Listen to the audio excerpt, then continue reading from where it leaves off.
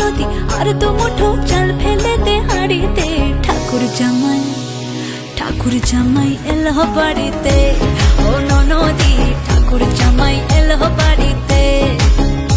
বলি ও নদী আর তো মুঠো চাল ফেলে দে হাড়িতে, ঠাকুর জামাই এলো বাড়িতে, ও নদী ঠাকুর জামাই এলো বাড়িতে।